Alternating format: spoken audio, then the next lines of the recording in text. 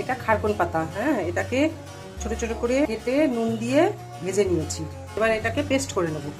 আর সঙ্গে দেবো রসুন, কাঁচা লঙ্কা, পেঁয়াজ আর শুকনো লঙ্কা ভেজে রেখেছিলাম, শুকনো লঙ্কা।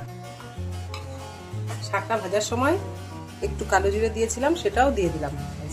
শাকটা দিয়ে দেবো, পুরোটা দিয়ে দিলাম। এই যে পেস্টটা হয়ে গেছে। এই খারকোল পাতা বাটাটা আমি সরষের তেলে নেড়ে নেবো।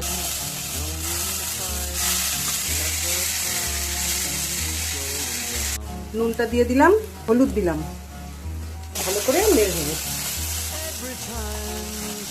এই বাটাটা কিন্তু খুব স্বাদ হয় খেতে, একদম শুকনো করে নেড়ে তারপরে খেতে হবে। খেয়ে দেখবেন খুব টেস্ট। খারকোল পাতা বাটা, কচু বাটা, এগুলো খুব টেস্ট হবে। আরেকদিন আপনাদের কচু বাটা করে দেখাবো।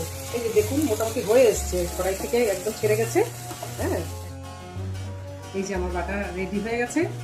এটা গরম ভাতে এই বৃষ্টির দিনে খাবেন, হেভি টেস্ট লাগবে। আমার ভিডিওটা ভালো লাগলে লাইক, শেয়ার আর সাবস্ক্রাইব অবশ্যই করবেন। কমেন্টে জানাবেন কিন্তু কেমন লাগলো খেতে।